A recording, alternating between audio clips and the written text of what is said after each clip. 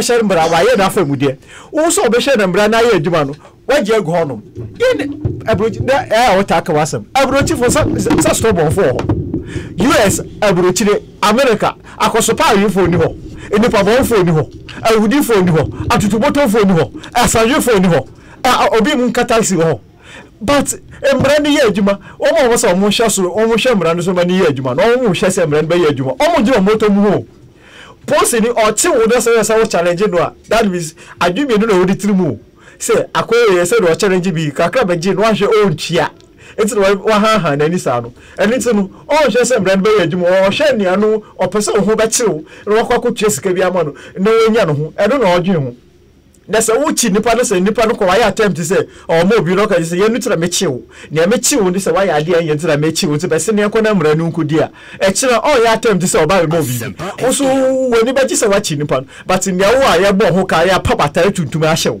se ko ma ko hwe na mbra ni ye adwuma no o ma ne mbra ni ye adwuma o hwe na mbra ni ye adwuma ye nipa bon se ma na be koso enti bi da me headache pa ni se na wo kan nkrofo bi wo ho ma o se o mo ye the right thing o mo ye a se tofu omuka o masemi omuka me o bodi e me fo omuka nkofo ka tai o jire baby se nipa o bodi ne se obi me jire baby an ye no kokko cramp keke no bi ehun se wa cramp ka na ye den o cramp ka no na ye den wan kire nipa ne se ne o ye ende wa be jira ha no e kire be jira ha me chiwa na sa ha ye jira ha wo jira ha no mu a ti se obi ntira ka no mu nipa no do jira fa no na ko within 10 minutes 15 minutes ba wo de o ko ka sa o wo mhwe na mbra ne ye adwuma wodi ani se wokojira wona nipa no betom na kwachi no sa na yakofo kire ye sa na mbra ne kire ye bagwesi una de ahame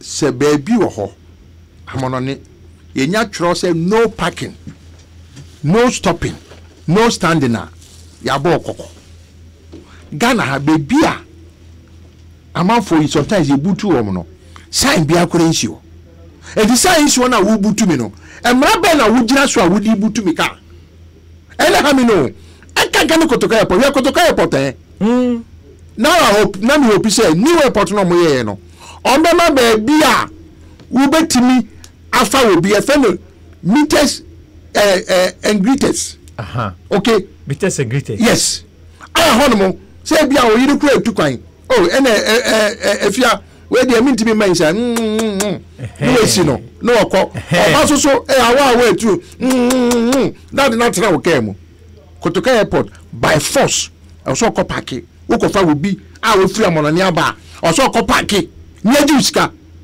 park na kotoka airport so no we will move 1 second a flat fee oh yes Kumasi airport crowd and the bon cross so much say who ko si obi keke o yes who kwa ko jina o drop off taxi for yeji wo mo private people yeji wo mo Kumasi airport let's get away adwa me say ne o mo je Ghana airport for Nigeria etiefo we expenses are dey we no ye be four lines no it is a yes our man ye be ko eni asem no me dey make Kumasi airport crowd and ha me ene kotoka airport a ye ma ba bia e wo se metimi e ko fa obi a wo ba ni kwa se be park ye si new airport bagwesi all the airport na maka se bia ye si ye no ya anwene ho ye si new airport still ya anwene ho adwene na mbantem enye de bi aye bo apaye ko so person pale so na ko car park no ko juska etiefo moment 030216545 030216546 030216546 03022165546 03022165545 Pabezi some meaning bi no me pacho enyum na me de pa bo modia na boss anyu no mami na sa anyu no de ya papa na fe se pabobo mwa pabobo le boy enu a metie no ensem bi wom baby I me de pa em se Queensta cry ho any de pa na 0302216545 0302216546 obetimi afre na wo so wo de wo adwene nchiraba 030221654503 hello Kofi hello yes sir Kofi yes sir agbedefu Emmanuel, all right, design. Ayo na answer. Boko. The only Emmanuel in Kofi, mama kwa asam na so tieto. Kofi. Maka se no o program no o ja san ba na national issue be kan national issue. But o de fa ahonum na aka na sa. But dia o de ba ye national issue. Kofi, anu ameka se mi se ashama under bridge. Da Ponkudo, voter original Miankasa mi voter original chairman. Da Ponkudo, voter original NDC chairman. OCC driver for over under bridge. Because the assembly fire is a coffee. Da Ponkudo at the station, our chairman station work. Now, Dobes no, almost there when I'm on your window. Onya buy a unya ye for Joe be a 2 city. Meanwhile, the station class will touch it a 2 city. Uno do a 2 city. But that dia betem bia we come first time sir obedi 2 cities first time there's a 12 cities there be one and edie anti abane to no ye dey me no ya adwene o say abane ko na say so obi betima get 12 cities bia now man stop the Ponkudo na say dey na go so under bridge ho me police to fire one almost see that ko ho no but after that be team ration the same na odibo ni bi ho no police who's your police for Ana me say only double for na and me threat am regional commander. The market what's your friend say Daponkujo what are with na chairman Daponkujo mate me catch the tema regional command. Why? Me dance. Hello. Capito. Yes sir. The Consular Protection Agency one Capito. Yes sir. Pato Agbere fu we so. Yo na we be so call report as I do so happen to na. Who there doom so a china Becca? Why? Capito. Yes, sir. Criminal offense, they have to police offense. Asempa FM. As a part of what I or you don't be. Oh, airport and we have to be again, very fantastic. And no one no much done. Anybody now to Ghana move, you know, I can't come here for tomorrow. I can make any problem. Now, so much cannot but just can happen. I need to know baby, you know, you're better for you long and ask the sponsor that you know with you. And you know, a manager, Charlie, say your best at the Akundi fine. They see the unknown mechanic at the end, Ekusiaga, and Yadia Beduma.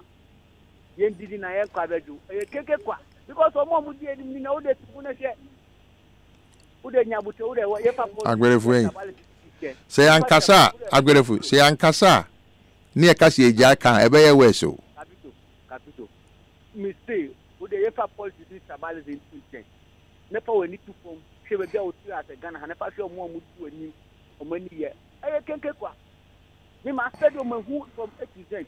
The policy oh, sorry. Hello. 0302216545. 0302216546. Wait me for now. Hello. Oh, yes, sir. Me body manye. Oh, me helbo no eh. We are willing. Me kasa fi United States of course, yama. Awule. Kofi, o wan small car na airport car ko wa ye diska. Se what for be ye fan se we taxi and now we private. Na say uni obi call airport. Tell me which of the countries are ye diska. Kumasi wo je. Just imagine. O say ye won pinku amuda no but they have kept mute. Na Uber airport Accra airport Kotoka. Na taxi for asuma wo kano. Na se can ni move kwa omo se no mo change with the locker. Omo change no. Just imagine. Whoa, if in for and they are not doing anything about it. Whoa, na you paying for no. We are telling them oh, something is coming oh. Whoa, something is coming. She omo se ade no yen so no parking pole. Yen so no waiting pole. Nti driving in na say bia when you overheating pole. Na so di na pe ube hu ana kwaka gidi edi weti in pay for no share one day bibi see you Bend them. Thank you. Hello. Hello. Yes, sir. Good afternoon. Afternoon. Yeah, where the Medas program here or the bay. Medas. But you mean the Fred. Fred Koso. Like I said, free phone. Fred Koso. Now, me Uber driver. Me could see Obi airport. Airport one and me saying a request. Now yes, me funny panel terminal 2, parking lot 3. Me tell me who parking lot 3 no. Ya trouble 1, ya trouble 2, me who 5. It may be so security for the back who say, oh, now if on a parking lot 3 or so anyway, you know what who to connect down or run about no down on a sambra. Me come and I'm a passenger in Asia, no so. Me na me request you know. And I'm sure any third year to me and quest. What can I say? You can have a local me. Say, yeah, funny power. And I'm sure. What's a 3 months and you? Share Nippon or your request. I have no dinner. Into Nippon on 19 free her and co parking lot 3 ho. No man so me go down me who run about to and co parking lot 3 ho or so and co funnel. Just imagine. On terminal 2. Oh, baby, I was saying, Abia, Nippon Jina Nank also fan no. Who's a honor or Modema airport castle? And you know, una ukofo na hina ubejina. Boy, Oko car obi say because tie omo ye in charge omo ye airport omo ye board members omo ye hwan no omo to kwan yo. And president omo to kwan omo ko hu ni ma papa na ye dey be background and dey for the same thing ma. Oh. Me can instant 150 CDs. Yes. You to car. You beto car how? Juma mi ye ni day ni nyina no na say me yimu 150 any car na. Oju no I want to say oju no mesi Kumasi airport kra de e by force upo wumpo. Wunya wuramu ye the gate abeto and when we get ma wuntimi nkonkosi obi enkofa obi. Ghana just by force. Me nwa me dance. Ghana. Me dance. Yes me dance. Yo 0302216545 0302216546. Hello. Yes sir. Hello, Kofi. Hey, Kofi, Edzai Mia. Sir. Kofi, only say, Sana na ya wuto na aviation for the woman penny for almost that. Ghana airport, and aviation. Well, no, I am the aviation. There be two different mamincho. Yeah, well, aviation for no, almost a plane no, up and down. But in terms of infrastructure, the Ghana airport for a year in charge. Well, but the international airport, authorization from aviation, what's happening in aviation for that?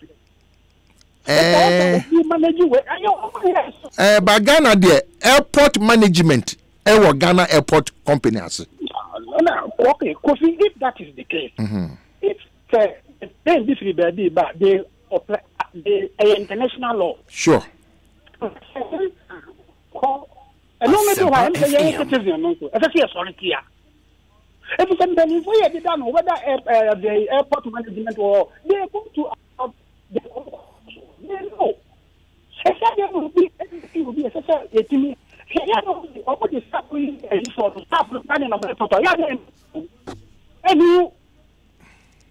Yo, Kofi Medasi. A crow with you. Hello. Hello, good morning. Good morning. Good afternoon, sir. Okay. But you're from Peter, the US. Peter Koso. And I'm the Master Power, Assembly of the Abbey. Mr. Medawasi. Say, I'm say, Assembly, I'm saying, next time I'm a gun and Meko jail. The Bagana last 2 months. Now, the buy now, the wife is the family. The meeting of one train or almost won't mean Nana on picking. I just want a parking lot. Okay, it doesn't make any sense. What a very big argument of be a meeting of one thing and make train or car traffic into me Piano. I'm meeting of one thing and make train. Up by the meeting of roadside, no one to me stop just a second on picking me. It's a disaster all day. Master, once someone you be dear. And then I can't watch me call Ghana airport for Mako Minister of Aviation. What catch and say, says you by no see, sir. muya metu be the paperwork na abetro me na bonte I know me ira betu be wo say omu mpene na onfa me I know enya papa but na me sure bo pa we duma moye me that's it no problem yo 0302 hello yeah hello yes sir yeah me den di even me kata Asempa FM. O kan tam na papa cause u kopo na u party lot for just 30 minutes crap na 30 minutes crowd there what airport to be no minimum no ye bibi say e be a first 15 minutes e be na o ko check say flight no craba ana mai we see Ghana the room 1 second or so tia thanks to ante mon kumusha na mon ka mo be mai yo mate e for emena eme pagosi menyo no beso baba me o asobra chief found sabe wo mani we there Queen Star boy be na request man no was he wiase no obi do obi no na you obi ehi obi do obi a na you obi but pagosi am on an interpretation